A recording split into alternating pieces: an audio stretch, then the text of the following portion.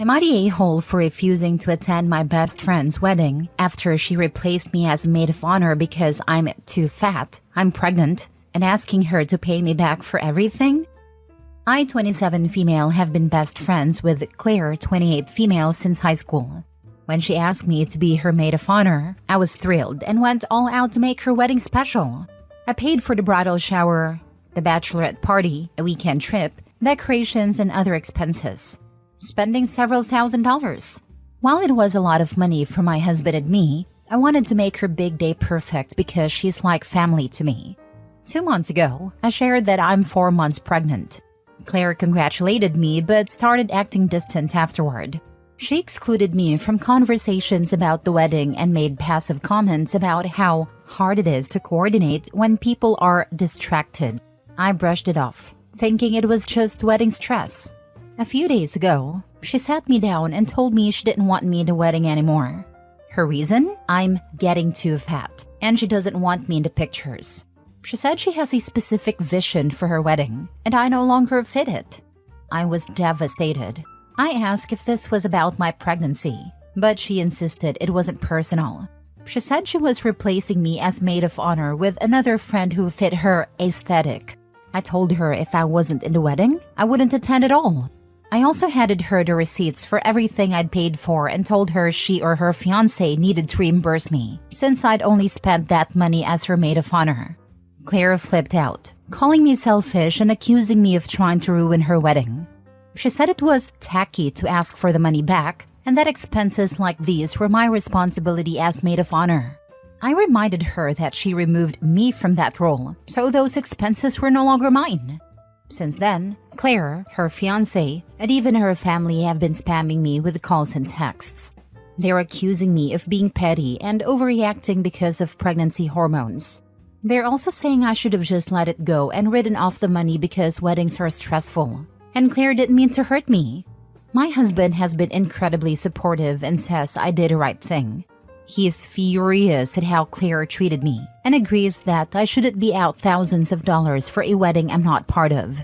I feel heartbroken and humiliated by someone I thought was my best friend.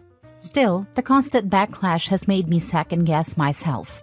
Am I the a-hole for standing up for myself and asking for reimbursement? Should I have just quietly stepped aside? Not the a-hole. She said it was tacky to ask for the money back. She didn't want me in the wedding anymore. Her reason? I'm getting too fat, and she doesn't want me in the pictures. Bruh. It sounds like a big joke. I didn't think stuff like this actually happened in real life, and I never expected it from her. Sounds to me like she's afraid of being upstaged main character syndrome. She also waited till it was close enough to the wedding where the majority of the expensive costs were paid for before releasing OP from her duties. You're damn right to ask for that money back. Take her to small claims if you have to. Threat her with that too. She's literally thought she could tell OP she's getting fat. Weird how she uses that term and not pregnant to describe OP, and OP would just roll over and take it without a word. The way her family's behaving proves that they know exactly what she said to OP also. Good for you for standing up for yourself. You are not the a-hole at all. Not the a-hole, and I wouldn't be calling her a friend. It's just hard when she completely changed out of nowhere. I have never seen this side of her before. Not the a-hole. Glad your husband has your back. Both of you can enjoy some quiet time instead of Claire's aesthetic. You shouldn't be out thousands of dollars, but unfortunately you are now out one friend. She has chosen photos over friendship. There's nothing wrong with asking for reimbursement for the money you spent in a role you were fired from. If necessary, file in small claims court and be petty. Do it before the wedding to recoup your money. Pregnancy hormones have nothing to do with this. They're claiming you're overreacting because they want you to believe it isn't a big deal and that you should let it go. Translation, they don't have the funds to repay you. If Claire didn't mean to hurt you, she wouldn't have done what she did, and she would be apologizing profusely. Neither of those things happened because she's not truly a friend. Just remember, photos first. Next story. Am I the a-hole for refusing to babysit my sister's kids after she publicly called me irresponsible in front of our whole family? I, 26 female, I'm the younger sister to Emma, 34 female, who has 3 kids. 7, 4, and 2. Emma has been a single mom for the past few years, and while I respect her hard work, I feel like I've been roped into this unofficial, secondary parent role without my consent. Even though I love it at times, it is stressful. Over the past year, she's come to rely on me as her primary babysitter. She often asks me to watch the kids at the last minute because she needs a break or wants to run errands without the stress. I've canceled my plans more times than I can count to help her out. And I did it because I wanted to, because she is my sister. But last weekend, I finally had something I was looking forward to, a close friend's birthday dinner. I'd been helping her plan it for weeks, and we were supposed to have this amazing girls' night at a fancy restaurant, followed by karaoke, something I never get to do because of how much I'm helping my sister. On the day of the party, Emma texted me in the afternoon, asking if I could watch the kids for a few hours so she could recharge. I told her I couldn't because of my plans and expected her to respect that, which she seemingly did. I assumed she found someone else or worked it out in the end. Then, fast forward to the next evening at a family dinner. Out of nowhere, Emma goes off on me in front of everyone, saying I'm irresponsible, self-centered, and that I have no idea what it's like to be a real adult, since I don't have kids of my own. She even went on about how she sacrifices everything for her kids while I party around like a teenager. I was mortified and honestly heartbroken. This was in front of our parents, aunts, uncles, everyone. After dinner, I told her that I was done babysitting until she could apologize and start treating me with respect. She's been furious, saying I'm abandoning her and that family should be there no matter what. It made me feel really bad, and I felt as if I had abandoned her as a sister with this demand. My mom, of course, took her side, saying I should let it go because Emma's stressed and just needs my support as she is a single mom and yada yada yada. I get that being a single mom is tough, and I am her sister, and she has helped me out a lot too. But on the other hand, I feel like I'm being guilt-tripped and treated like her backup parent, not even a babysitter who can have other plans. Am I the a-hole for saying enough is enough and setting this boundary? Not the a-hole. Her being a single mother is her damn problem, not yours. There is no way I would ever babysit for that woman ever again. She even went on about how she sacrifices everything for her kids while I party around like a teenager. Of course she's the one that has to sacrifice. It's her responsibility as their parent. How is the fact that you party even relevant to her kids? You've already done more than enough to babysit for your niece/nephew's OB. I know the kids know and love you for that too. Never babysit for her again and move out as soon as you can. Your family openly takes you for granted. Your sister thinks you're her servant, not the a-hole. Setting boundaries is crucial. Your sister needs to realize you have your own life too. Don't let her guilt trip you into babysitting again. Not the a-hole. Not the a-hole. Babysitting doesn't mean signing up for lifelong on-call backup. If Emma wants support no matter what, maybe she should start with respecting your plans. She can't roast you in front of the family and then expect you to be her go-to. Boundaries aren't abandonment, they're just healthy. Edit. Okay, so lots of people in the comments encourage me to set up firm boundaries. Lots of great advice here in my opinion. Everyone's so positive and reminding me that boundaries are key. Now I see that I really do need to hold firm on them. Setting limits is something I've struggled with, especially when it's family. No apology from her yet, but I'll stay strong. Thanks so much for the support. Next story. Am I the a-hole for not doing everything to help my parents afford treatments for my brother? When my brother 18 male was 4 and I 16 male was 2, he was diagnosed with blood cancer. He'd been sick for a little while, and our parents initially thought he had a flu or something. Because they didn't get him the help right away, they felt guilty and devoted every second to him from that point forward. It was supposed to be until he was cancer-free. But by the time we were 8 and 6, and they had become so used to focusing only on him.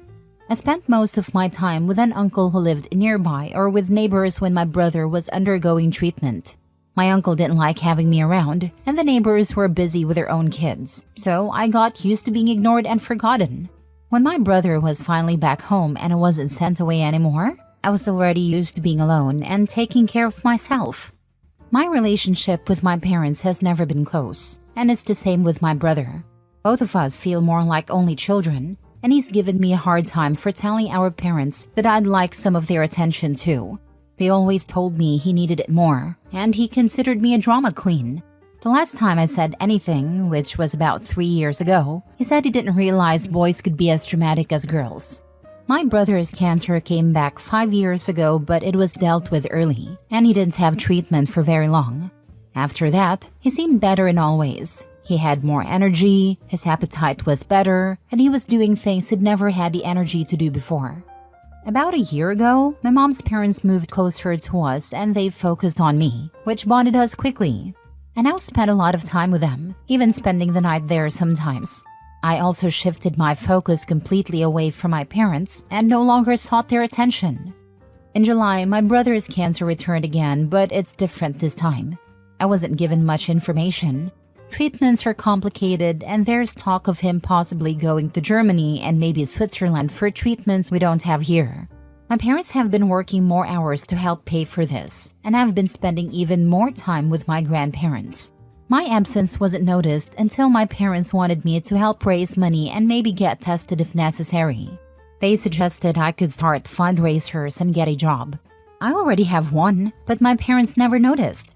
I told them I wasn't going to help with that, and that it was up to the three of them to figure it out. They yelled at me, but my grandparents stepped in and said I wasn't responsible for this. My parents argued that it's about helping family, my own brother, and asked how I could even consider not doing everything to help. Am I the a-hole? Not the a-hole. First off, you deserve the same love and attention from your parents, who are morons, not only for ignoring you but expecting you to help pay for treatments. You are a child, not the parent, so it's not on you to do anything of that BS. Second, I don't care what condition your brother has. That doesn't give him the right to treat you badly or act like a spoiled brat. He should have been called out on that long time ago and put in his place. And third, the he's your brother/your family card is a load of crap. You don't owe him or anyone else a thing, but he and your parents are a-holes and need to get over themselves. Just like they need to realize what crappy people they are for doing all of this to you. And parents wonder why glass children abandon them when the golden child is no longer available. My sister was very sick growing up. It was always, your sister comes first until she's healthy. But when she was healthy, they did their best to make it up to me. Even when she was sick, they rarely, if ever, missed my events. If my sister acted out, as all kids sometimes do, she was lectured, just because you're sick doesn't mean you can act like an a-hole. I think most compassionate siblings understand when their brother or sister is sick. It's okay to take a backseat occasionally, to be understanding occasionally, but it's never okay to be second for so long that they don't even notice you're missing. Your parents succeed in dealing and taking care of your sick sister and raising her without basically abandoning you. Kudos to them. Last story. Am I the a-hole for asking for the unborn child's child support? My partner, 31 male, and I, 32 female, have been together for 2.5 years. We've known each other for over a decade, and our friends and family get along well. He proposed to me in March this year. I got pregnant in July, and we got married in August. In August, we started arguing a lot. I wasn't working at a time, and my partner had just started a new job. The hormone changes impacted me mentally, and I was depressed. My partner is Canadian, and we were living overseas. He wanted to spend time with his friends in Toronto, and even though I needed him to stay with me during my difficult time, he left. I joined him as soon as my OBGYN cleared me to travel. Things felt a bit better after arriving in Toronto. We stayed at his father's house in the suburbs because his actual house was rented out to his friends. We talked about starting our life back in Toronto. He seemed happier surrounded by his family and friends, and I decided to give birth in Canada. But there were issues with housing, visas, and healthcare. I asked my partner to sponsor my PR so I could stay in Canada with him. He said he would, but he never did. During this time, my needs for emotional support, visa support, and financial support were never met. He started stonewalling me and told all our mutual friends his negative perspective of me.